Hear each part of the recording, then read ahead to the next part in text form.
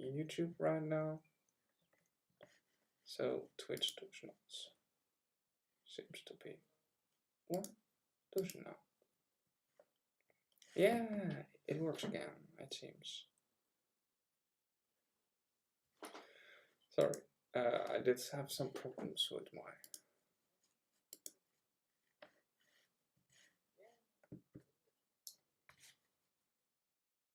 YouTube before. So speaking of colorful hair,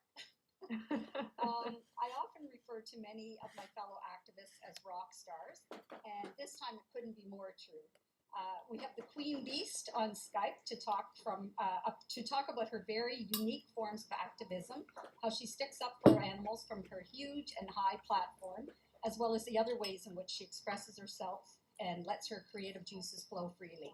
Please welcome the versatile and powerful front woman, arch enemy, Alissa white-gluz, to Calling All Vegans. Yay! Thank you. Hi. Thank you for having me. Oh, thank you. I really appreciate it. Now, I'm someone who's never been burdened with a desire to conform or fit in, so it was pretty easy for me not to walk in lockstep with others, and as a child, though, I lived and breathed animal rights, but I grew up in a traditional household. I've said before on the show that I can remember fervently wishing on birthday candles, shooting stars, and talk about a disconnect, turkey wishbones, that people would stop hurting animals. So Right. I've always just wanted to minimize suffering on the planet in any way I can. What kind of a child was little Alissa when it came to animals and other social justice issues?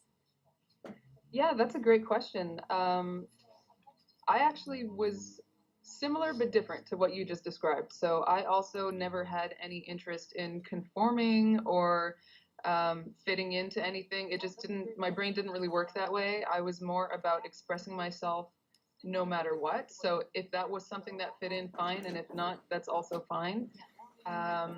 I was encouraged. I'm really lucky that I was encouraged to express myself in whatever way felt good, whether it be with sports or singing, acting, painting, making clothes, whatever it might be.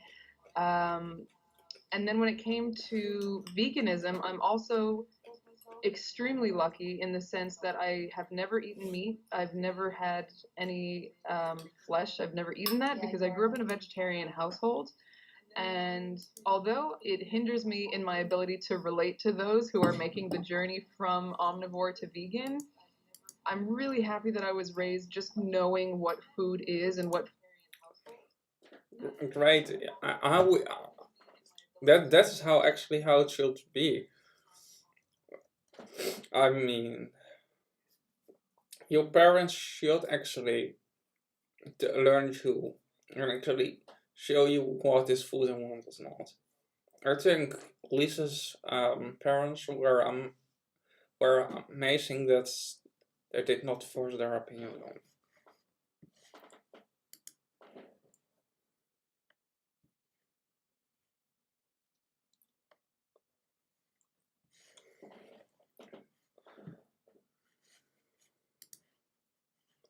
How is this?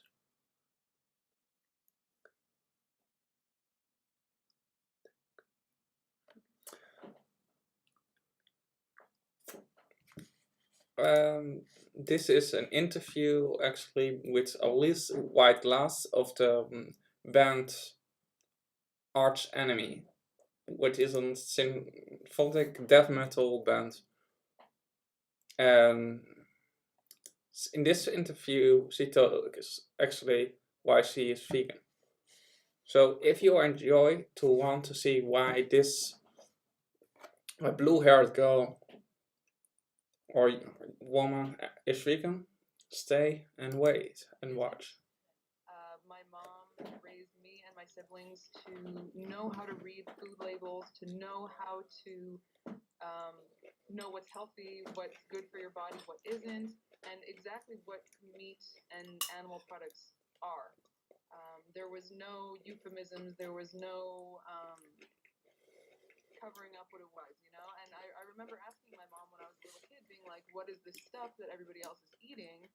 And she wasn't graphic about it. She just told me, like, that's a cow. That's a piece of a cow's body. So if you want to eat that, you have to take that from the cow. And I remember thinking, but how the cow needs her body? Like, how can you take the cow's body? And then when Indeed. it hit me, like, wait, you're Listen, telling me people. they're killing cows for this? They're killing chickens? Like, Animals don't you know, I want was to like be 5 food. or It's something, like but Alissa says. making that connection, I was just like, And oh I've my god, I don't want to do that. such a tough Why girl. would anyone want to do that? And so then from that Actually moment, expresses we're going why back 30 should years you here, make I was excuses. like, I need to let people know that they're killing animals for this because they won't want to do it either once they figure that out. Well, And of that's the course, thing. as I got older, I realized that some people don't care or they don't want to hear it, but that passion for protecting animals started like at a very young age like that. Well, most kids are inherently empathetic and compassionate towards animals, and I think our society actually does view children as being too delicate to handle personal Yeah. responsibility and reality. So I don't really think we give kids enough credit to, take this kind of information on board, and we shield them too much from the truth. So I agree. Yeah. So now you're coming up on your 6th anniversary with Arch Enemy, correct? Yeah, that's right. That's right. But you yourselves, you've been working on things for quite some time. Even though that you've got quite a history on your own accord, how did you feel when you were, Most forms of discrimination are indeed learned behavior. I agree with that. Most children are not born racist. They are learned to be racist. Like men are not naturally born to be sexist. But society, because specifically here in the West and also in the Arabia countries, men are learned to disrespect women because they live in a black man privileged society, just like we here in the West live in a white male privileged society. So they are entitled. Not all. For example, I am not think that women are inferior. But the men that do, that have probably learned that behavior from their dad. Just like people who are eating animals here have learned that kind of bigotry behavior from their parents. Children don't naturally want to hurt animals.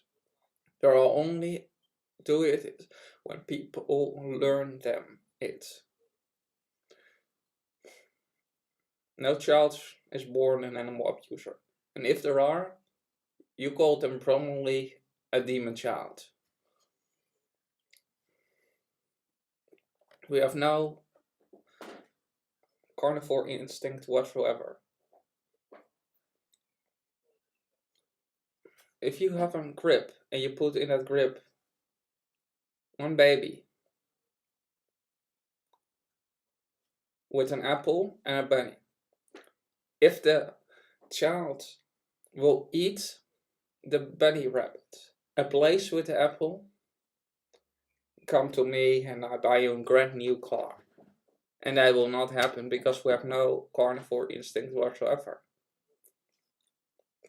We need to be trained to be cruel. Just like we need to be trained to be a bigot by society, by our friends, the people we consider to be friends.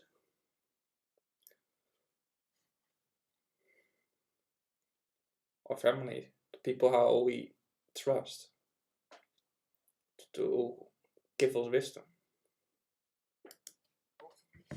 Position as the lead vocalist. yeah, they're hardly an overnight sensation, but No. I've been working on music since about 2002, which I remember when I was new in the scene. I was like, man, I can't wait till I'm old and have some cred.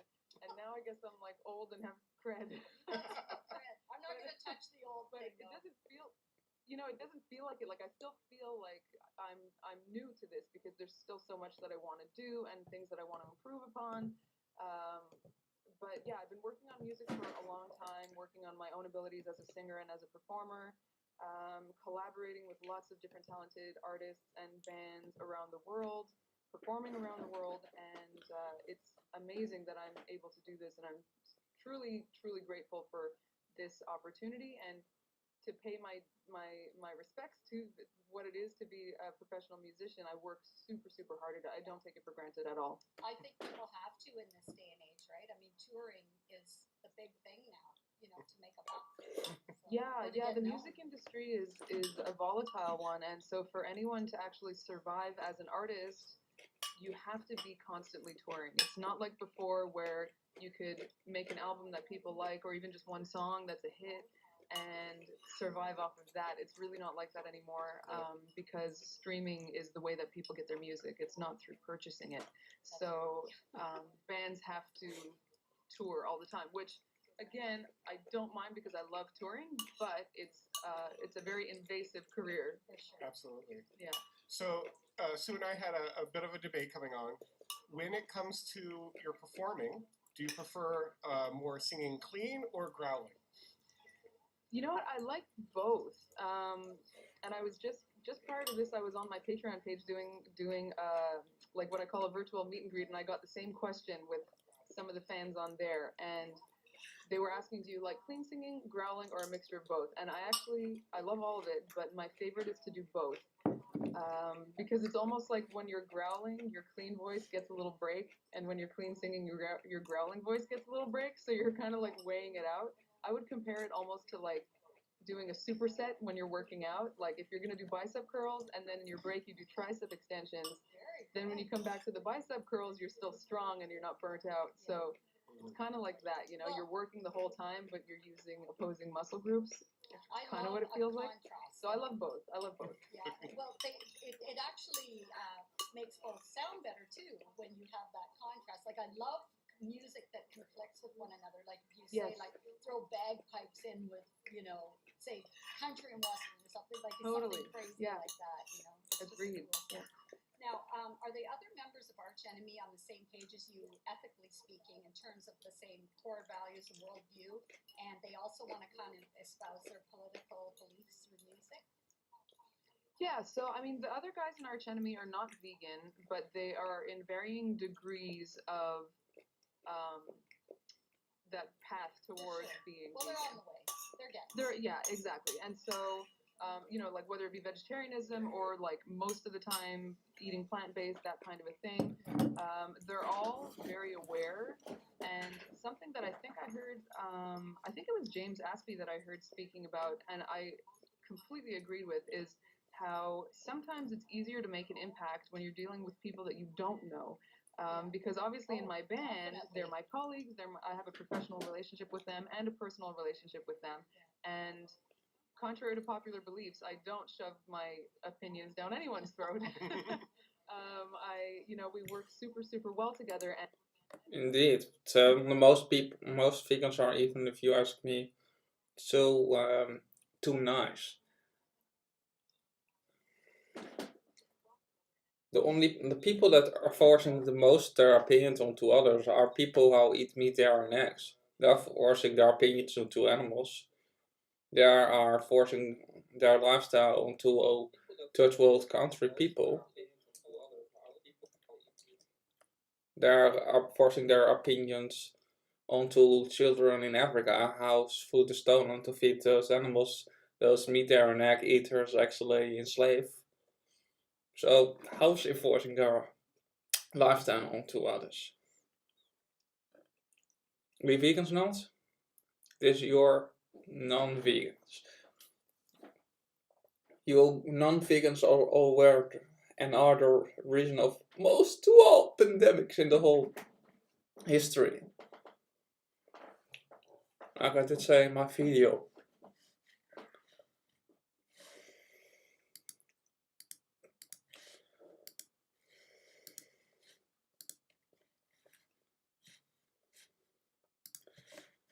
In my videos.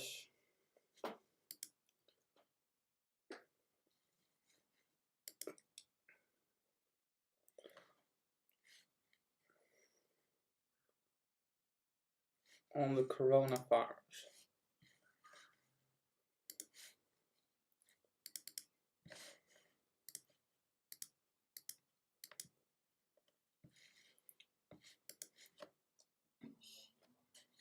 like I did say in my last video, one of the reasons of this, the biggest reason of the Spanish flu was basically because of farmers that hunt birds like dogs and bring them back to the farm. The mutation that the birds did have was actually harmless. The way that you did the spread actually was actually by water transmit. So the disease, when it is start, was not harmful, but it did needed to find a way to actually survive outside of the water. So the disease mutated and actually did turn into. For more, check out these sources. Like I always do in my videos where I talk about such a topic. The pig flu did actually started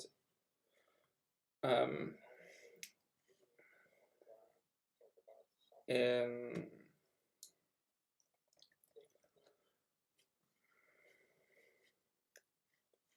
also in the US,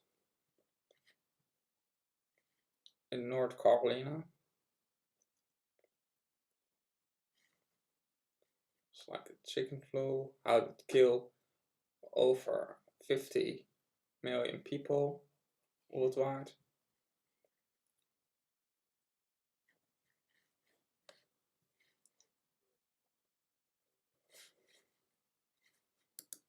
Go further to the video.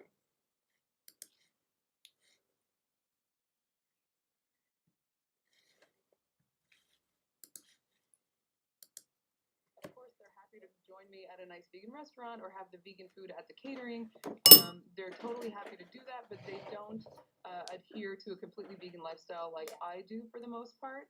But they completely understand it. And for me, it's a good exercise in, I wouldn't use the word tolerance, but just understanding that not everybody has the same motivation that I have, and not everybody has the same drive that I have when it comes to animal rights and environmental ethics. And being around people that are so compassionate and so understanding, but they just haven't quite made the connection that allows them to really align their actions with their beliefs yet, it doesn't make me think any less of them in any way whatsoever. It's just, it's a good way for me to just expose myself to different kinds of people from different parts of the world, different upbringings, and learn from them just like they're learning from me. For sure.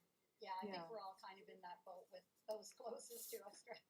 We influence people who we don't know very well, but other than that, So, any plans to participate in Quebec Death Fest this year? Please.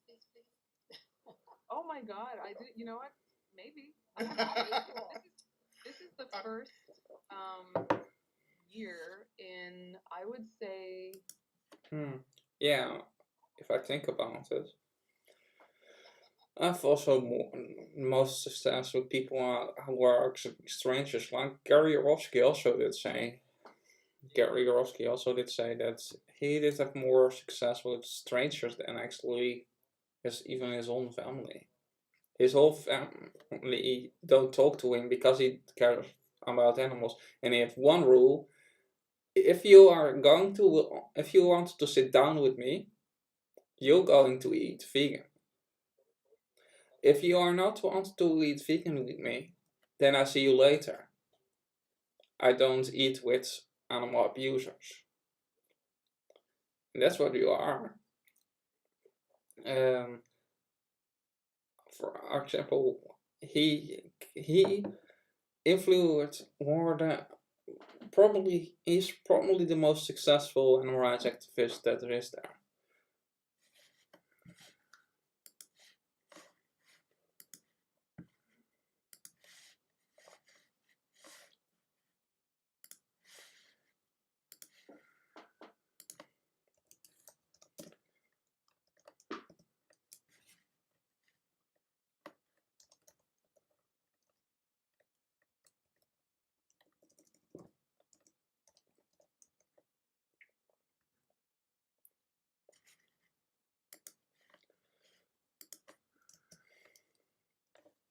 Check out Gary Yourofsky's last speech.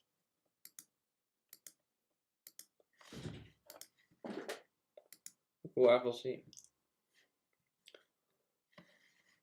Yeah.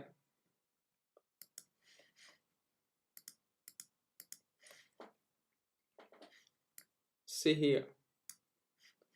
Gary Yourofsky did give lectures in 2,660. Did give 2,600 lectures to more than 60,000 people and 186 schools in 40 states.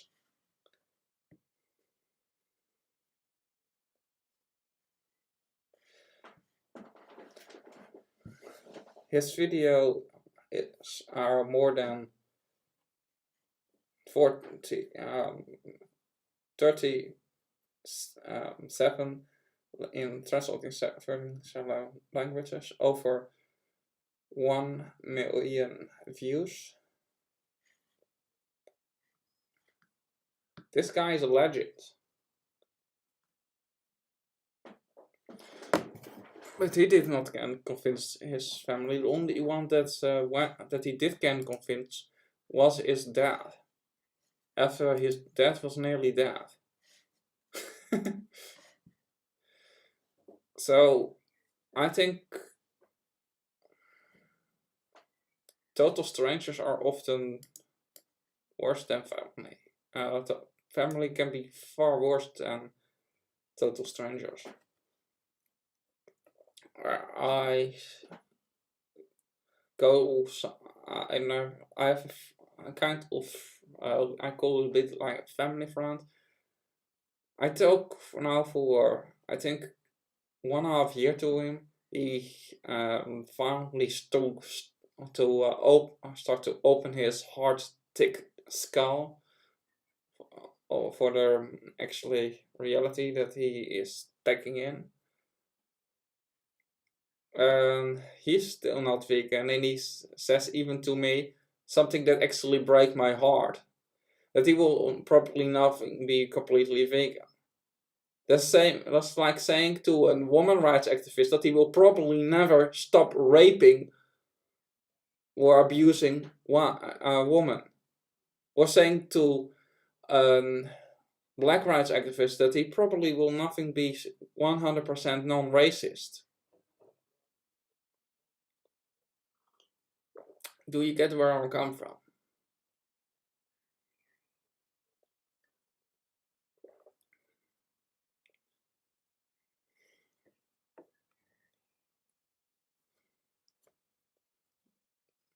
Chill down. If I did offend you, chill down. And we'll take this also in. If you are not the victim, don't imagine it entirely from your point of view. Because if you are not the victim, it becomes pretty easily to mock and excuse the suffering of others. But when you are the victim, or place yourself in the victim's position, things look a lot different from that point of view. Non-vegans are not the victim. And if they are the victim, then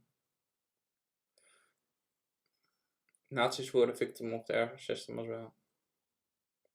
Did you know that Holocaust means the sacrifice of a male animal on the altar of God? People.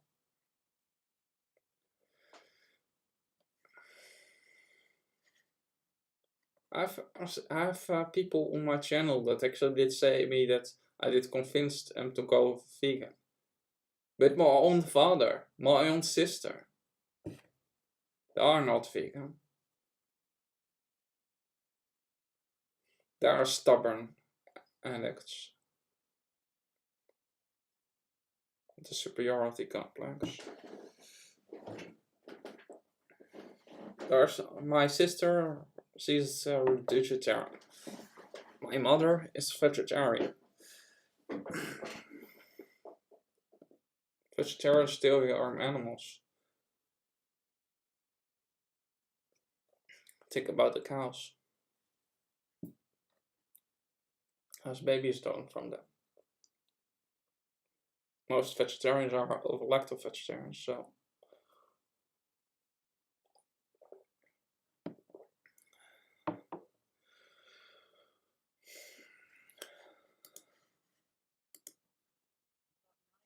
That I have a little bit of time in Quebec. I'm usually all over the place, and I am this year as well, but I have at least a little bit of time in Montreal and in Quebec. So it's a weird adjustment that I'm like getting used to the idea of like, wait, I can actually do things? Okay. Because like I said, touring is so invasive that normally I just know that I can't do anything because I'll be on tour. Yeah. Right. But this year we're taking a little bit of time to write. So as you're no longer resting your head in Quebec, whereabouts are you centralized? What do you call home now? Well, yeah, we're not looking for an address. Or anything. Whereabouts? What are you calling home at this time? I kind of bounce back and forth between New York City and Montreal. Okay. I was born and raised in Montreal, so I make a strong point of coming back to visit family and friends. But I do bounce quite a bit back and forth between New York and Montreal. And then quite often I have things that I have to do in LA as well, so I'll end up spending some time there. I was there earlier this month, and a lot of time I spend in Sweden too, because that's where my band is based. Yeah, I'm kind of loving your life here. Oh my God, that'd be great. So what was it like the first time you played your hometown of Montreal with Arch Enemy? That'd be mind-blowing, I would think. Yeah, it's weird because again, it's like we were talking about, like you're coming from this place where you grew up, made a name for yourself in the local scene, sort of grew past the local scene, you know, like made your mark in a bit of a wider geographical location, then wider and wider, and Like eventually the world. And then you come back to the venue that you grew up seeing bands play in. Oh wow, yeah. Yeah, and so unfortunately some of the venues in Montreal have been demolished and they're not there anymore, but there's a couple that are just like staples of music for the past decades, and for me to be able to go there, and specifically one in Montreal called Metropolis, every time I go there, like the staff, the promoter, the security staff, they're like, hey, welcome home, you're home, good to have you home, girl. And like, yeah, that is such Alissa is feeling, vegan, and like, she is the most tough I grew up there, member of that whole group, because to be love vegan playing. you have to be Surreal tough. Yeah, it's pretty intense, and like even to the point that they'll set aside a little balcony, like I'm trying to think of the English word, but like a little balcony seating for my family to be able to watch the show. Oh yeah, that's that was, so we're it's actually really going to nice. ask that I was if just they gonna ever say, go to your yeah. shows. So when you're back home, your family is able to come out and enjoy the show, I take it? Yeah, again, I'm so balcony lucky. I have such a good family. I know not everybody is in such a fortunate position, but my family loves music.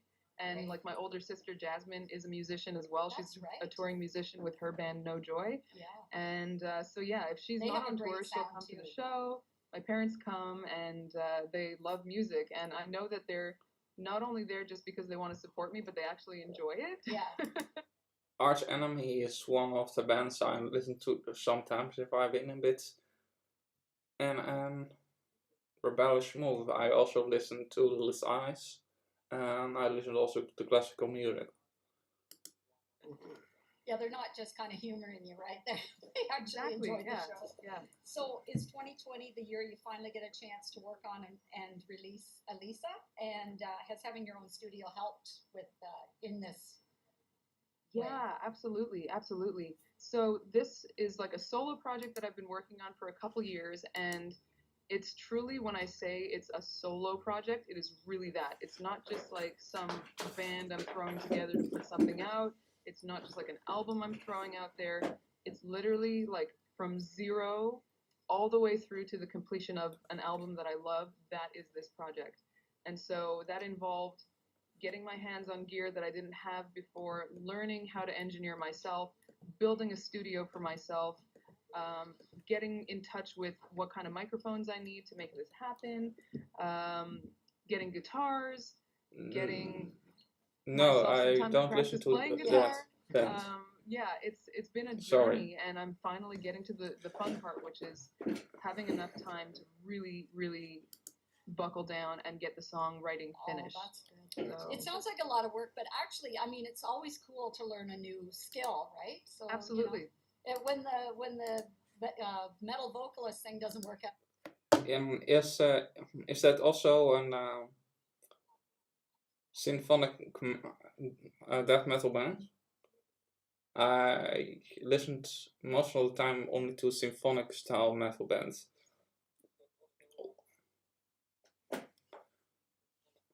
I liked instruments also in the music.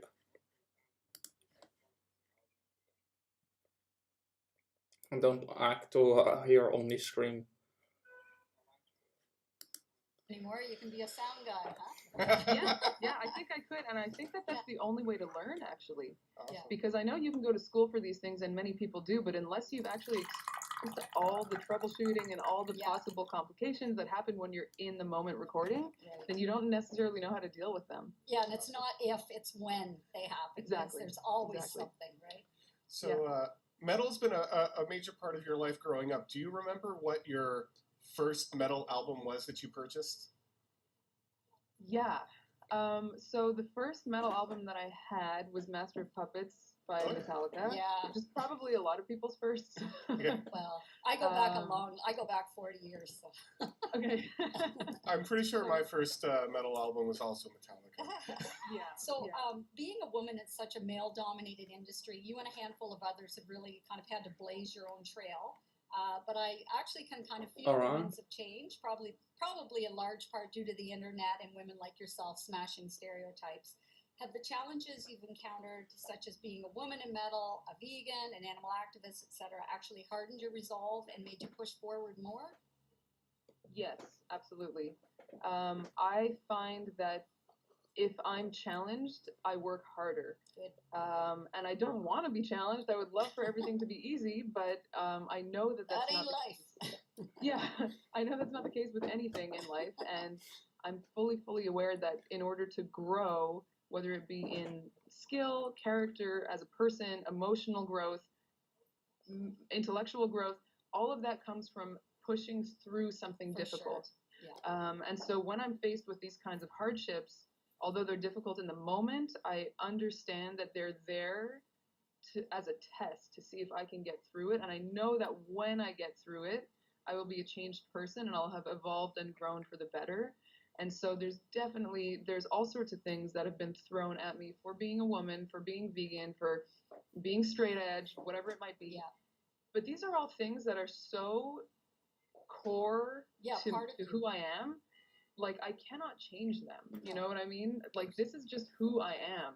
And if maybe I was being attacked for something a little bit less important, like, you know, the color of my hair or whatever, which is also something I've been attacked for, maybe then I would feel a little bit less secure and I would be like, oh, well, maybe they're right. But, like, honestly, even with my hair color, I'm like, this is who I am. Yeah. I like this. Well, this I'm is doing your this personality. It's wired into you. You can't do anything about it. And I honestly, I've been like this forever. Like, I've always been weird. Even like before I was old enough to really know how to dye my hair, I would take different food coloring and flour and water and like make hair chalk out of it just because I wanted to do something different. And so related to older sister, actually. You know that? So you kind of touched on this a little bit earlier, growing up.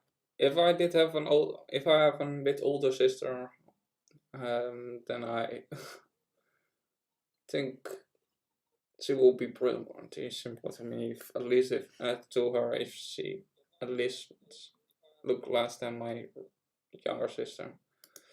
In a vegetarian household. Actually, there are two can you tell us a little standing bit out. about your like actual vegan backstory? What was it that made that final connection click for you? This is the moment. Yeah, I don't think I have as exciting a story as some people. I know some people, they'll just have like one thing that changes them. But for me, it was more that as I got a little bit old. By me, what changed me was actually to going vegan. I mean, was actually a baby calf on a dairy farm, how did scream for months for his mother. And the mother also screamed for her baby. It's very sad and heartbreaking. There's nothing wrong with crying sometimes if you are a man. Actually, if you are going to actually be honest on your emotions, I think that's just a symbol of strength. It shows that you are not, that you actually don't give an F about what your mates think about you. You are actually, if you ask me, if you are tough enough to show actually your so-called weakness, I think that's truly a symbol of toughness. Specifically in this world where society says that, specifically as a man, you need to actually to harden up and then actually being yourself. That's true toughness. 11, 12 years old, 13 years old, started thinking more about like cooking for myself and maybe going out to eat with friends. And so, yeah, when I did first start vegan, I did cooked for myself as well. When I did started to go vegan, or my vegan journey started, actually, I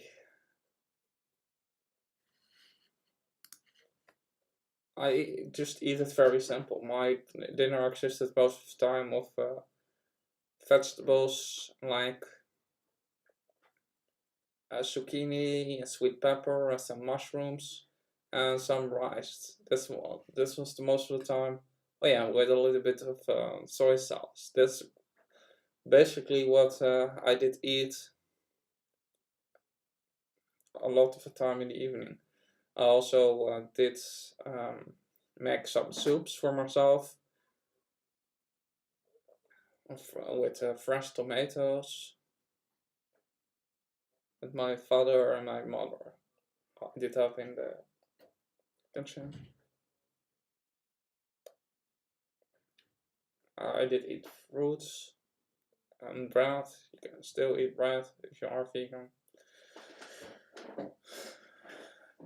Be careful, only some countries that put butter in it, but not with all. Not with all bread. So read the ingredient list. Like Alissa did actually learn from a young age because of our amazing parents, like she did say in this interview in the beginning.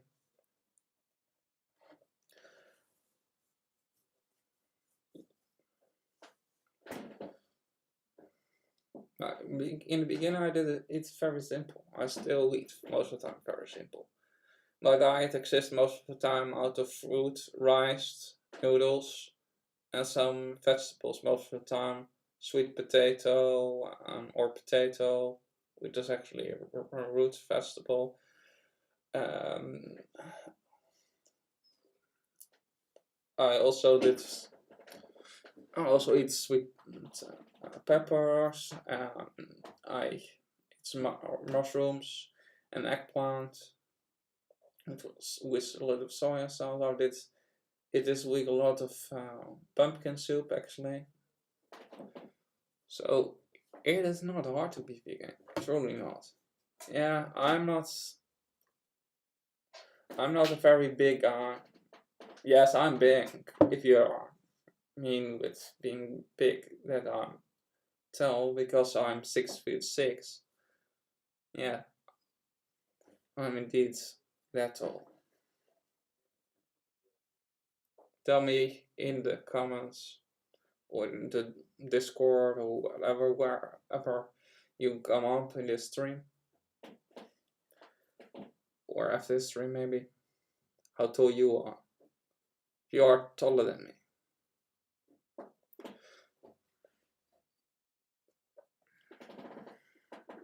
Maybe I should put my witch hat on.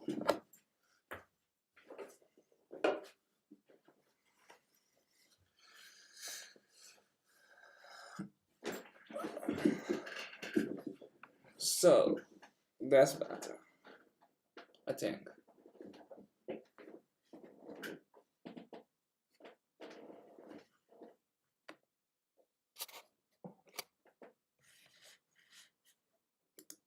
Food wasn't just like this thing that my parents prepared for me anymore. It was something I could actually have autonomy on. And of course, my mom is an amazing cook, and she's vegan now as well. And she always made great food for us. But suddenly it became clear to me that there was something that wasn't adding up. In school, I started doing fundraisers for animal rights organizations. And then it occurred to me, like, wait a second, there's animal products in this bake sale, or there's animal products in whatever, you know? And so I just kind of did the math quickly. I was like, and keep in mind, there was no Facebook, there was no really like internet even at this point, and it was there, but it wasn't the thing that you use every day. For sure. And so I started writing some letters to PETA and to farmers in Quebec, because actually Quebec has like a big dairy thing going on. Mm-hmm. So I started writing letters just to kind of understand like what happens to the baby cow, because it occurred, you know, also I was, you know, going from being a girl to becoming a woman and learning how my body works, and I started understanding the reproductive cycle, and I started understanding that mammals lactate when they have young. Yeah. And so I thought, wait, wait, that empathy with them. yeah, I was like, where are the babies? Because that doesn't make any sense, because they're not going to make money if the baby's a boy unless they sell the body. And so then it just occurred to me, like, wait. It's kind of sad, but yet amazing how many adults don't make that connection, though. Yeah. You know? Yeah, I mean, there's plenty of adults So, that think that cows just give milk. so weird Like, that they don't have to be they pregnant, but nothing. They think about just, it. that's what People. cows Well, do. then They that's don't what they're there think for, it's breast right? milk. Yeah. It's crazy. Yeah. There's breast milk. So I just There kind is of made a breast milk. connection with when it came to milk and eggs, and it occurred to me that there was no way that it was humane. There was just no way Not that where money's nobody. involved, for sure. Yeah, there was no way that like nobody was getting hurt during this process. Exactly. And so I just decided at that point, I don't know all the details, but I know I don't want to support this, so I'm just going to cut it out and boycott it. And it wasn't easy at that point because we're going back to the 90s here, so like even just finding soy milk was relatively difficult. There wasn't all the diet cheese and Gardein and Beyond Meat and Impossible and whatever that you have now. Over the years, those rubber vegan cheeses, oh my lord. Yeah. I don't even want to, I'm traumatized. That because I was raised the way I was raised, I actually don't like cheese or meat substitutes. Like I just don't want to eat that. I'm more of like a whole foods plant-based kind of person, but yeah, it was just like, it was hard, I guess, at the time, but not really, because I was like, well, I'm not going to ever have ice cream again. That sucks, but it's better than supporting the dairy industry. Well, that's it. When you have a resolve and you care about something, it is easier. Like right, it's not like you do it for health purposes, right? That, you know, you're not going to stick to it as much. Now, the music you play is definitely a form of political protest and a unique form of activism, I think. And music can often make uncomfortable truths more palatable. So it's great that you have a captive audience for at least a short time. Do you ever encounter fans, though, who aren't as woke and who get angry and lash out when you hit that nerve? Yeah, absolutely. I'm in a unique position where I'm not someone who gained a following through activism. I've gained a following through music, which is my job. Yeah. So activism is something that is a very strong part of me. And so if people follow my music, they're going to encounter that. But it doesn't mean that everybody who is a fan of my music is vegan or even knows what I'm talking about. So for sure, there's always backlash. There's always people that, and it's true for everyone, but there's always people that are just going to be like, oh, just stick to music, or, yeah. But it's like, well, no, I was vegan before I started doing music, so I'm going to stick to what I know, and I'm going to do what I think. Go. Yeah, there's obviously people that don't get it, and you know, it's always going to be like that to a certain extent. Yeah. But I actually kind of like that, because when I first went vegan, it wasn't like that because people had no clue what vegan meant. Right. So now at least they know what it is, which to me means we're making waves. For sure. You know, Some progress. It's always interesting because when you hear people say, "Why don't you just stick to the music?" It's like bands and music that is just sticking to the music that doesn't have a message. That's kind of bland. That's like, you know, that's the sort of airwave poppiness Indeed. that, you know, That's no metal metal. just kind of sucks into. Indeed. Music Yeah, is. I mean, that's Music without a message is poppy, is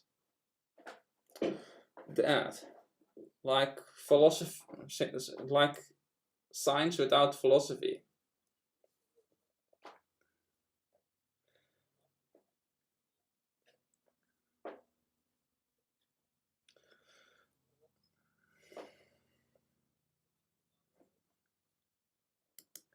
That's not the kind of music I like. I know for some people they just want to turn on something that makes them dance or something that just makes them laugh or whatever. Mhm. For me, I want my music to like really move me. And so for me to write music, it's got to be about something that I'm passionate about because it takes a lot to like scream. Like I'm screaming. So you better be screaming about something. In order to get that kind of energy and fire in me, I have to be thinking about and talking about something important. Right. Absolutely. So on that note, do you have a favorite song by Arch Enemy and why? You can pick your own that you wrote too if you like. You know, it's such a hard choice. I think right now, my favorite song that we've been performing live would be First Day in Hell.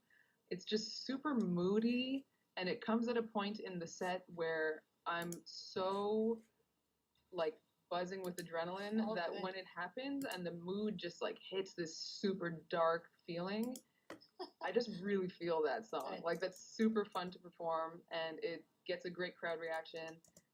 And we wrote that for our most recent album called Will to Power. So I think that would be my favorite right now, but it always changes. Of course. So do you ever wear your own band t-shirts? Are you that guy? You know, it's so funny when people are like, don't be that guy. But I have to, on behalf of all touring musicians, explain something. And that is that when you're living out of a suitcase for 2 or 3 months on end, sometimes you just want a clean shirt. Yeah. And you happen to have boxes and boxes of your own band Yeah. in your You don't trailer. have to do laundry for So months. when you see someone wearing their own shirt, it's probably because they had no clean laundry. and that is true. Yeah, I'm just teasing. If I want a I'm clean just shirt, I will teasing. wear my own shirt. I have no problem with people being that guy. Yeah. So, if you had an opportunity to collaborate with anyone for an upcoming project, do you have someone that you would love to collaborate with? Ooh, you know what? I really wanted to collaborate with Chris Cornell, and unfortunately he passed. But he would have been, I think, my number one because I just love his music style and his voice, and I've been a huge Soundgarden fan and a fan of his solo stuff as well. Yeah, that's a shame. I think he exemplifies being able to make that transition from a band to solo stuff to back in the band to like, you know, just showing two sides of himself without one detracting from the other. So I would have loved that, but unfortunately he passed. I know. That was a big loss. Yeah. So, and out of people who are alive, I would... Yeah, let's stick to the ones who aren't dead. Yeah, there's a few, and I've actually asked them, and they've all said yes, which is cool. Wow. But I don't know if those will happen or not, but I am planning to have as many collaborations as I can on my solo album. Awesome. Cool. Very cool. So, I mean, I guess you may have fangirled a little over Chris Cornell, but you've not met him. So who you've met, have you fangirled a little over? And you can't include Doyle. He doesn't count. You know who's like just kicks my ass with her awesomeness is Lizzie Hale. She's so awesome from Hailstorm. She's so badass and awesome and confident and hot and gorgeous and talented, and I'm just like, damn, I want to be you when I grow up. I'm probably older than her, but you know, she's just so like, she's so good. She's so good at, like, her vocals are amazing, but her performing is amazing, and she plays guitar, she plays piano, like, she is just such a talented musician. So anytime I cross paths with her, if we play a show together, whatever, I'm just like, I gotta watch her set. Like, everything else has to wait. Go ahead, Ella. No, go. Oh, well, I was just going to say that you are like I just said, you're one half of a metal vegan power couple with, I hope I don't blow his last name, Paul Kayaffa, aka Doyle Wolfgang von Frankenstein, formerly of the Misfits, now of Doyle, being the other half. Yeah. How did the two of you meet? Yeah, so Doyle and I met on tour actually. So he, as you said, he tours with his band Doyle. He also plays shows with his other band, the Misfits. But I've at the never time heard when of I met before him, he today. was playing just with Glenn Danzig. So Danzig was doing shows, and then Danzig would bring Doyle out to do some Misfit songs in the set. So Doyle was on that tour, and I was also on that tour. And so yeah, we just met on tour basically, and that's kind of, you meet a lot of people on tour, but especially when they're part of the touring party, so either the crew or band that you're going to be with for like the next several weeks. You see these people every day, every afternoon, you eat with them, you have your coffee with them, and so yeah, that's how we met. Oh, that's sweet. That's amazing. Now, I've read that your sweetie was an easy convert to veganism. Same with my husband, luckily and thankfully, because, you know, who wants to be kissing some eggy-breathed, milk mustache, meaty mouth dude? But isn't it one of the best feelings in the world to find someone so open-minded and kind-hearted who just gets it and readily makes the switch? It's the best Yeah, feeling. you know, it's so funny when I think back on how obvious I was, because I guess I was at a point in my life where I was like, I had my standards and I was not ready to lower them for anyone. Right. And I also didn't want to waste time. And I remember in one of the first conversations that I had with Doyle, in one conversation, I kind of assessed, like, is this person vegan? Do they seem open to it? Not vegan yet, but seems compassionate. Check. Yeah. Looked for a wedding ring, didn't see one. Let's not check, waste like, time, spoke right? about religion, seemed atheist. Check. Good, So, you good, know, there's good. like all these things that I was just like, let me just get my checklist out, and I And you're was like, just mentally doing this to him, which he didn't know, but he checked all the boxes, so Nice.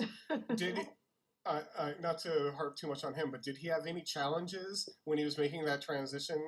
And did he notice any benefits as he switched towards it?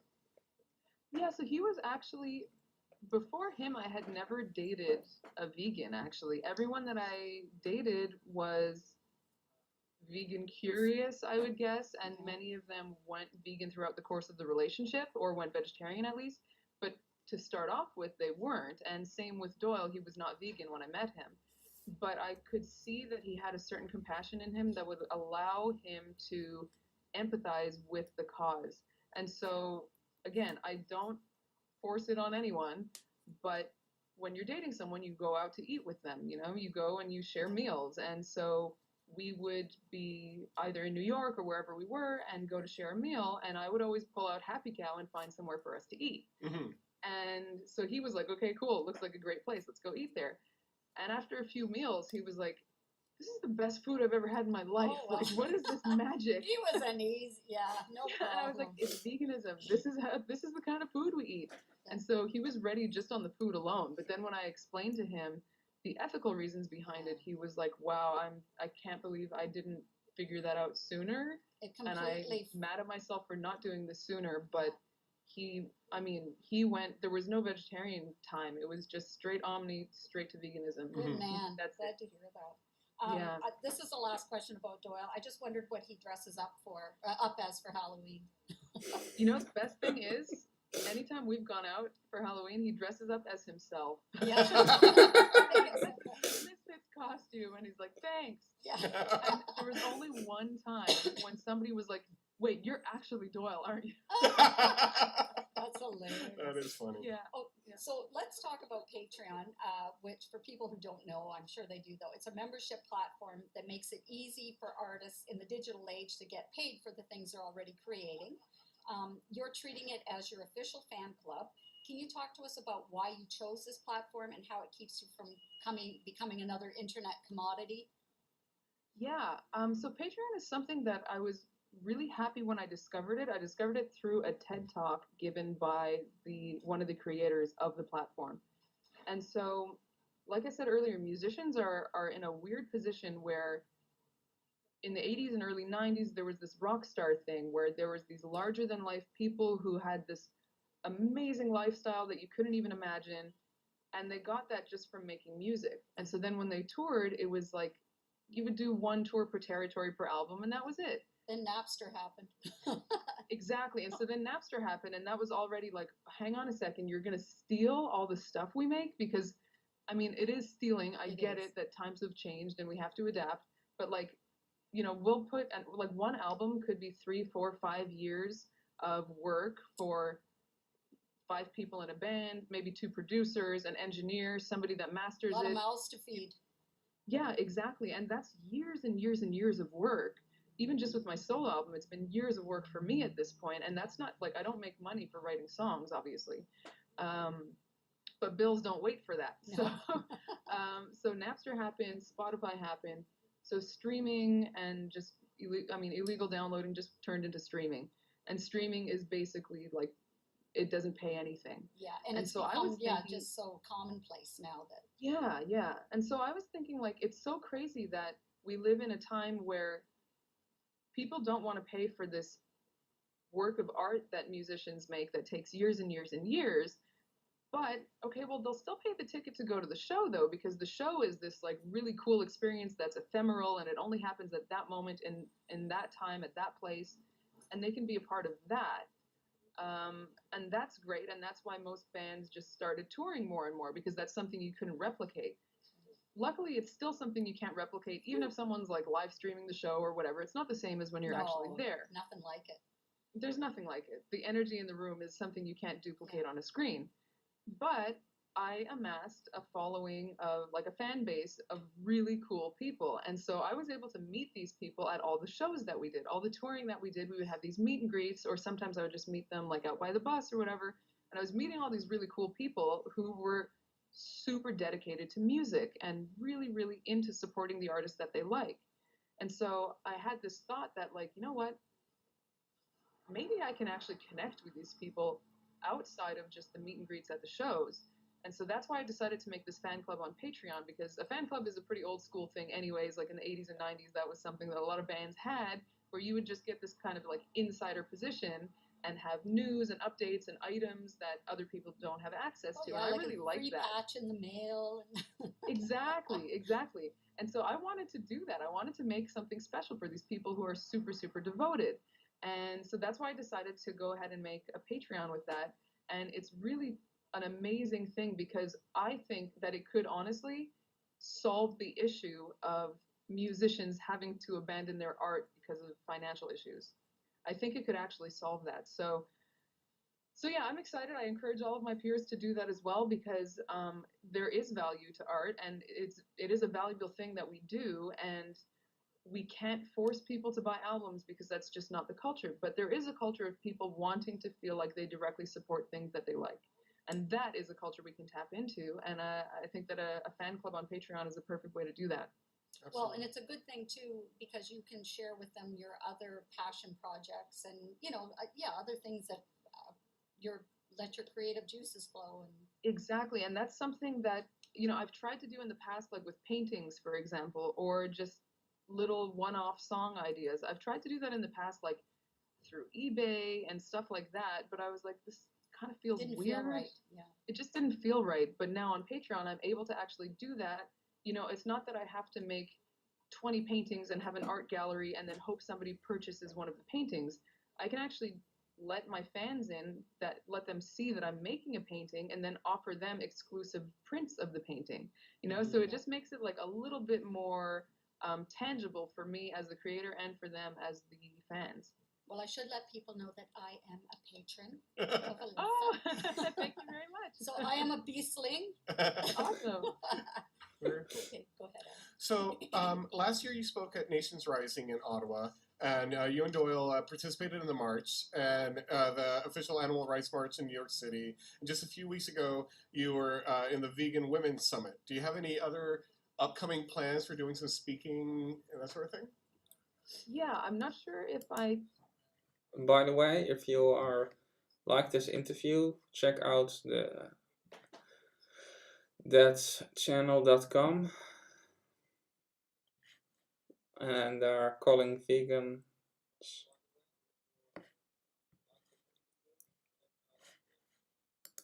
announce it videos. yet, but there is one coming up later in the year that I should be at and I'll be giving a speech.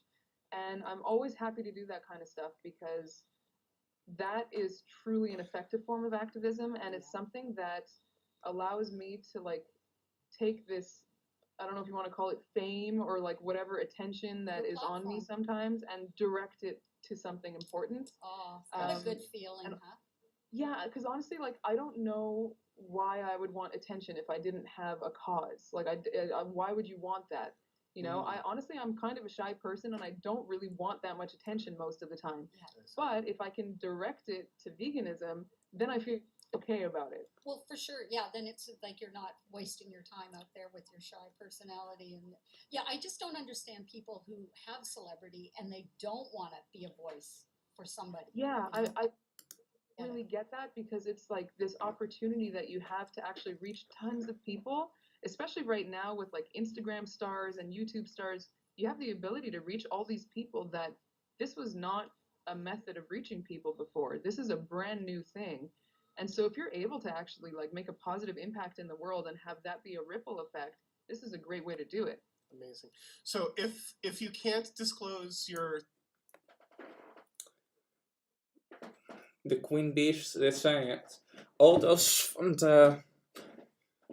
fake nice people here on Instagram or YouTube, on Twitch, with all those fake, why are you not doing just actually something positive? Or like this vegan metal star actually encourages you to do. She have a shy personality. She goes out and try to make an impact, and she tries to put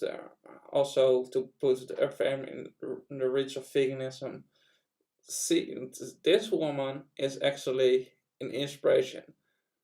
She is a person I can respect. All those fake people on YouTube, on Instagram, on Twitch, like all those ASMR streamers that are half naked without a message, they are so much below people like her. Alissa, white-gluz.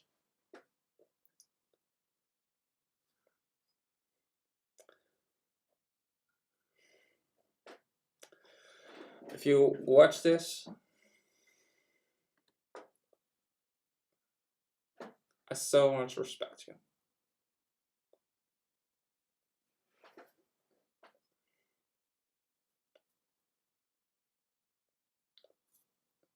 Go vegan for victory, people.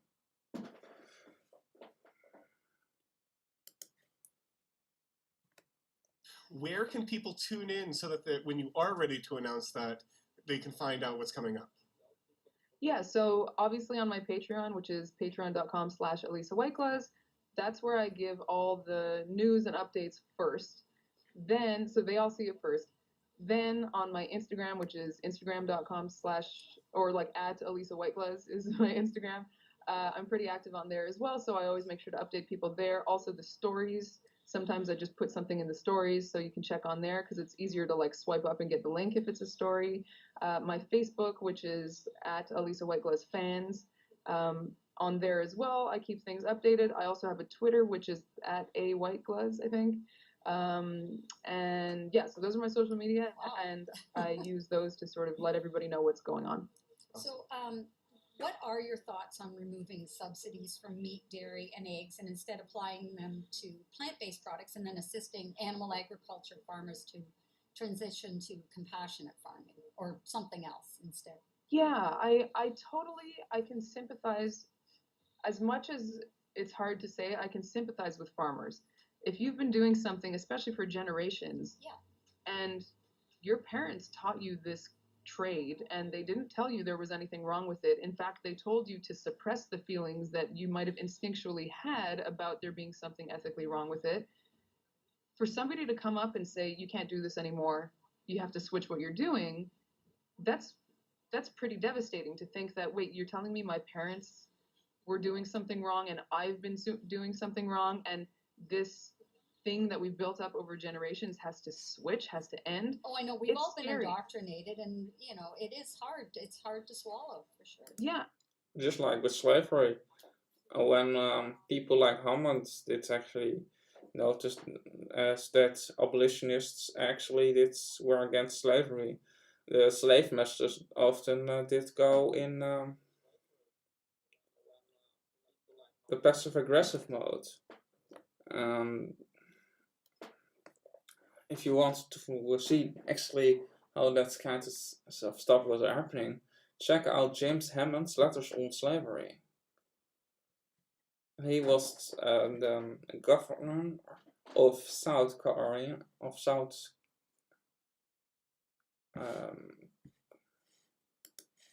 Carolina, and he was quite indecent and respectable guy, but not in his own eyes.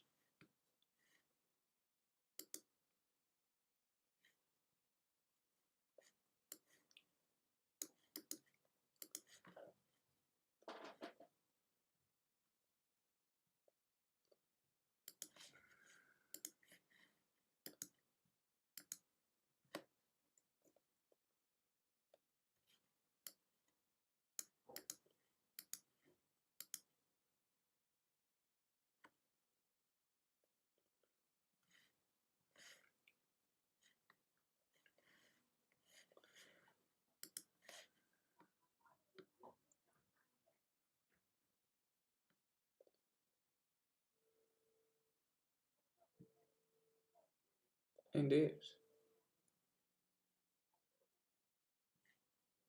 Slaves did have indeed no rights. They are property according to their masters.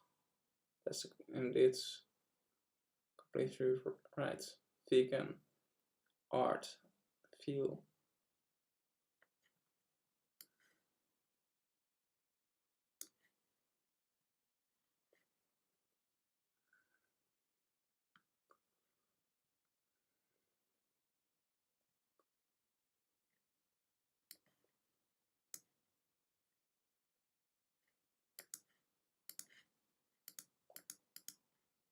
Here's more.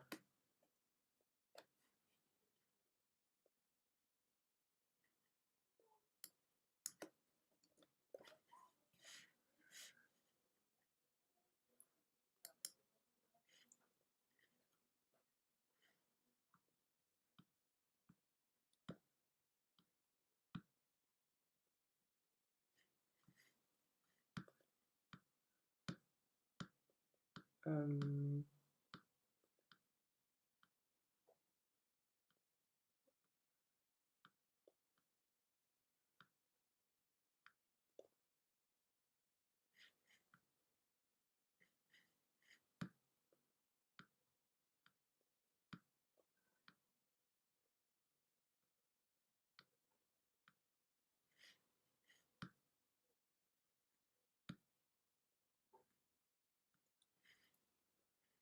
Here you see talking about the Bible and how the Bible allows slave masters to sell the children and hold the children of the slaves.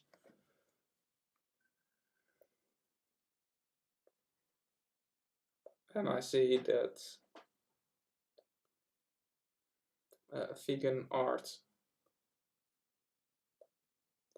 feel actually that also show that link.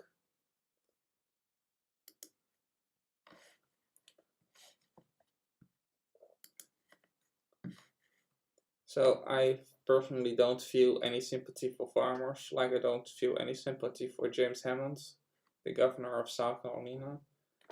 Imagine that you are being born in a family of mafioso. One day you are actually finding out what the other kind of the way of the mafia way of life is. And then, like, could it say?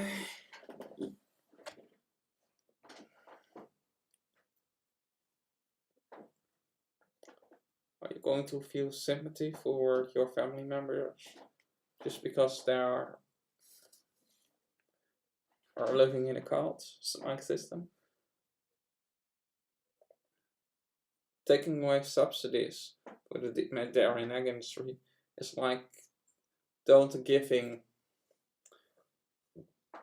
slave masters money for abusing slaves, or not taking away all the money the slaves make. Maybe more. There were also slaves talking about that.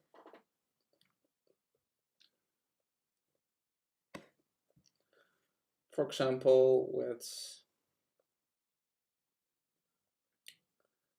Moses Gandhi, how did say that if slaves were happy on some plantations, their master gave them around $2 amount from the money the slave master did get from actually renting their slaves to other people.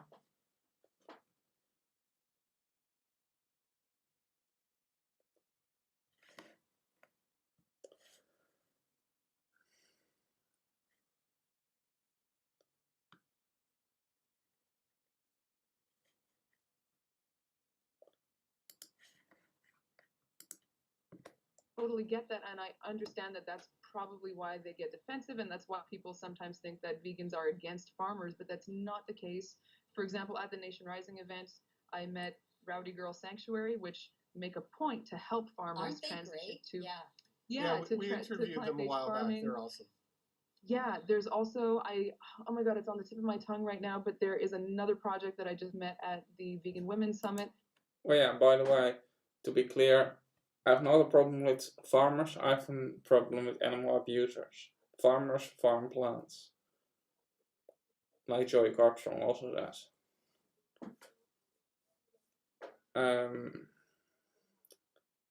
Let me be honest. Farmers are businessmen. If they are truly businessmen, which they are, they should be able to find another way of making their living. Maybe they can easily grow stuff like corn instead of corn for cows. 70% of all the corn on the planet is food for livestock. They can farm it for other animals, or they can make for us, or they can actually grow fruit trees. If you have very weird land that actually walks upwards, it's not straight, you can put a lot of different fruit trees around it. Fruit trees can grow on hills. There are always options, even if you have difficult land. Farmers, or must I say breeders, because that's what you are. You can not harvest animals like you cannot farm animals. Harvesting is, by the way, a word that they are used for killing or slaughtering animals. It's another euphemism. I think we should stop using euphemisms like farmers for animal abusers. True farmers farm plants. restaurants, restaurant chains, different companies transition to have vegan options. Was that plant which is dining super. partnerships? What's that? Was it plant dining partnerships?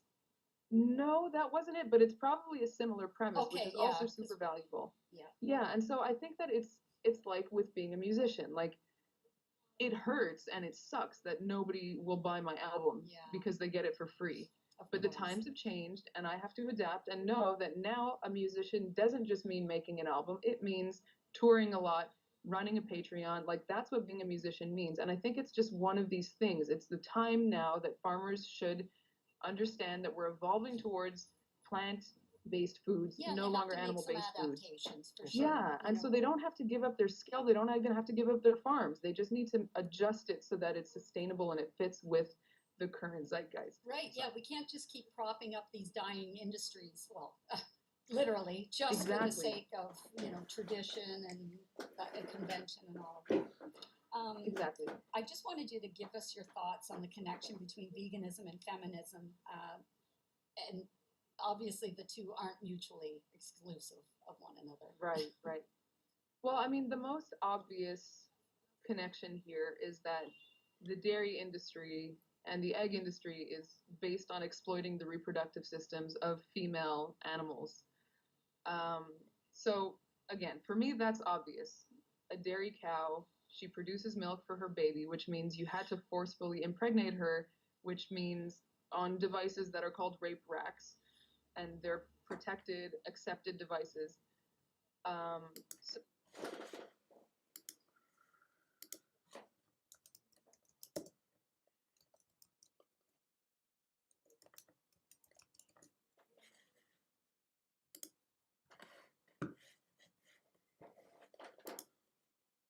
This is a rape rack.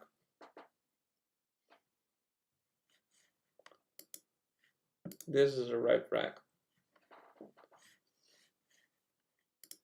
This is a rape rack for pit bulls.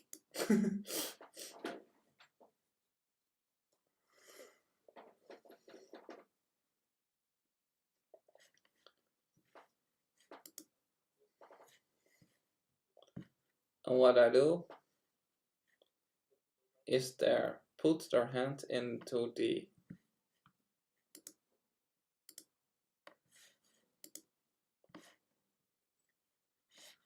anus of the cow.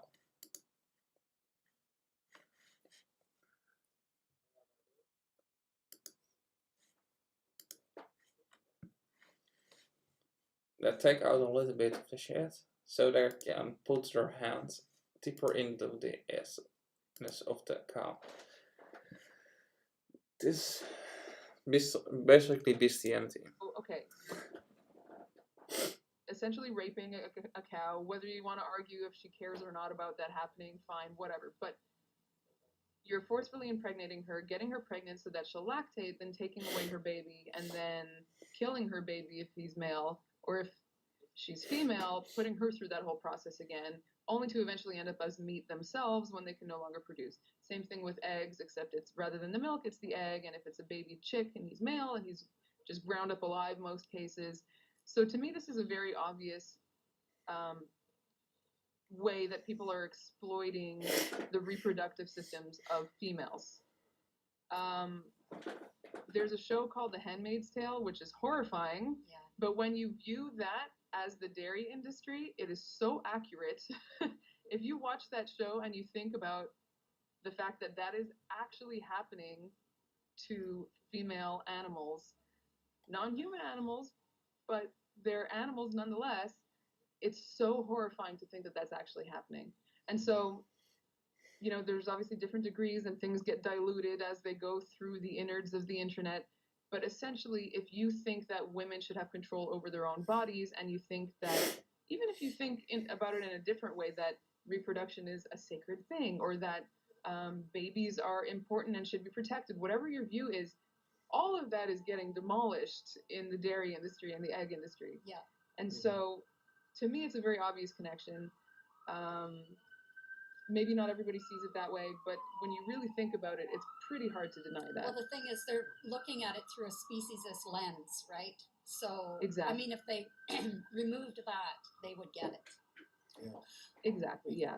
So now for the really hard-hitting questions. I don't know if you've had an opportunity to follow Calling All Vegans, but I'm known for asking some of the biggest, some of the biggest and hardest questions. By being a vegan, you've increased the likelihood of being on a desert island by about 900% with a companion animal pig. If you wind up on said island and we were able to provide you a meal regularly, we can get you the food, we can't figure out how to get you and your companion pig off the island, what would your favorite meal be? For the rest of your life, though. Okay, so The pig gets his or her own. As you know, when you're vegan, you will end up on a desert island, or for the people who don't spell check, a dessert island. Oh yes, of course. Which is even better. That's painful. Okay, so you're there with the pig. Obviously, the pig is surviving.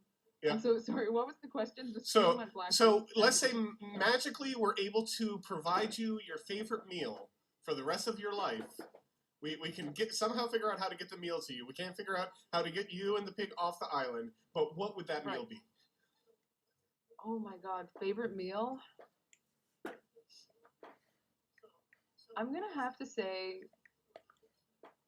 it's tough because I would say raspberries because I just love raspberries and I'm obsessed with them, but that seems like a cop-out because like there might be raspberries growing on the island. Yeah. So I'm gonna say vegan lasagna.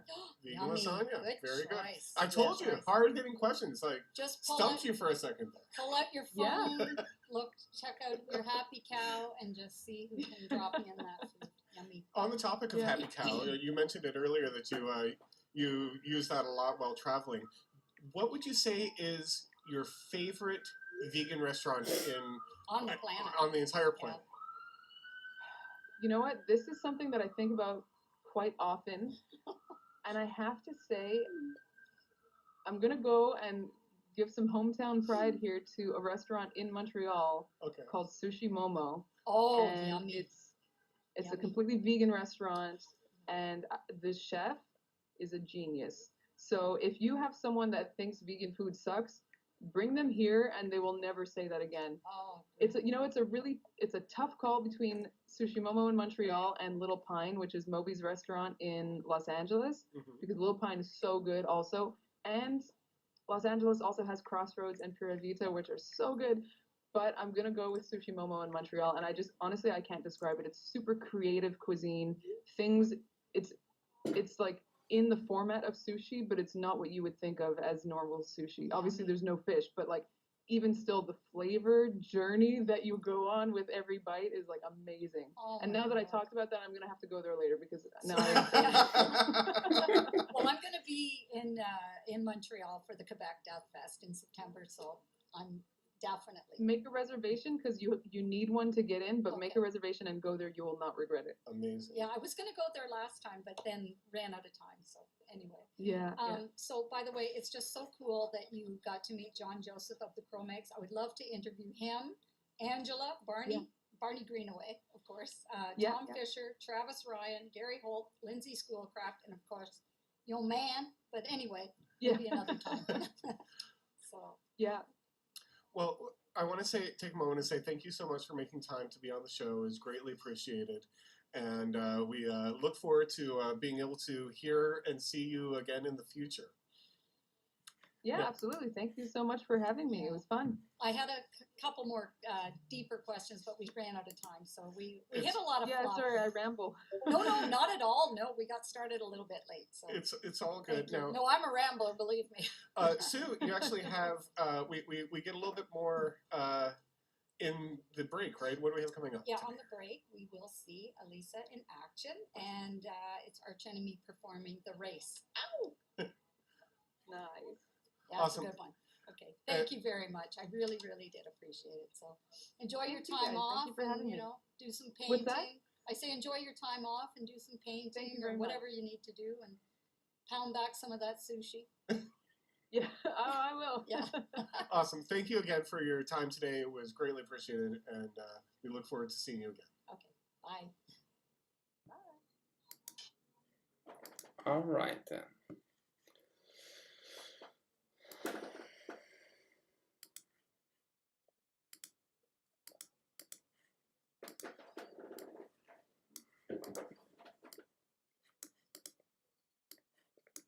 Alright, then we're going to, at least I'm going to watch Alissa white-gluz.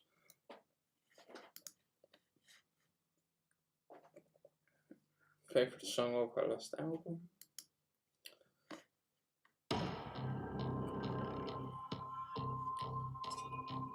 No, dit is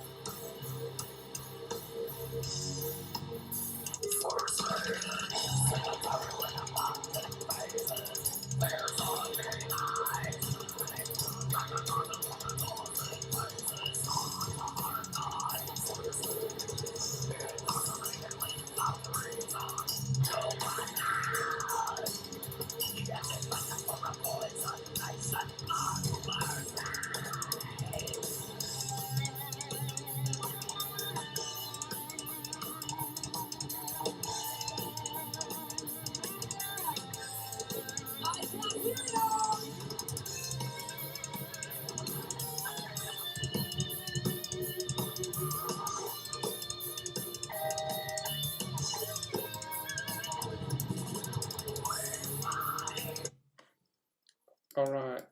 I think I should not watch more of it, because otherwise maybe I'll get copyright. If you want to see the whole one,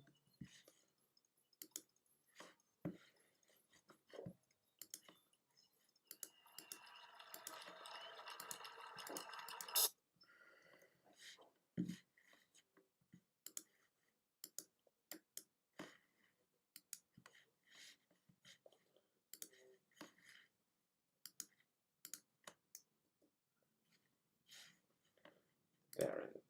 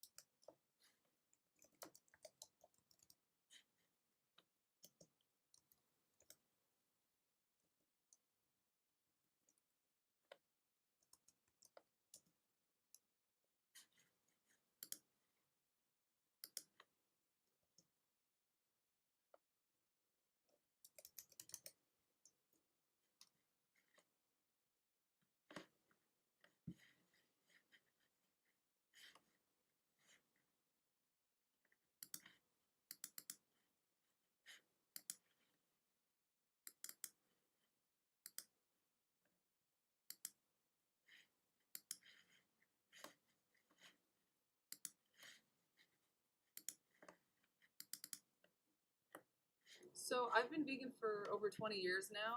I was vegan before I ever started in music. I've never eaten meat in my life. I grew up in a completely vegetarian household, so going vegan was just like the logical next step. And when I started doing music, there was nothing that I wanted to talk about more than animal rights. And so I was now using this heavy, passionate form of music to sort of convey a message that I wanted to. When I'm screaming in my band, I feel like I'm screaming for the voiceless. And I can't imagine being that loud if I had nothing to say. Being female, being vegan, and also being straight edge in the metal world is just a combination of targets on my forehead that make it really easy for me to get singled out or pushed around. But those are just things that are so much a part of who I am that I couldn't change them even if I wanted to, and I wouldn't change for anyone. In my opinion, metal is all about rebellion. It's about carving your own path, thinking against what everyone's trying to make you think, and veganism is the ultimate form of rebellion, because you are literally taking things that people have told you are normal, that deep down inside you don't think are normal, that you've been conditioned to accept about your day-to-day tasks like eating or what you wear or what you choose to buy. Everyone says that that's normal, that you need to exploit other living beings for those things, but you don't. And so taking a stand against that is what veganism is, and that is really metal. Did you hear that? All your pushy man? I think to be being tough actually means that you have to abuse others. That's absolutely not tough. This girl, this woman, actually beat you in toughness 100% of the time.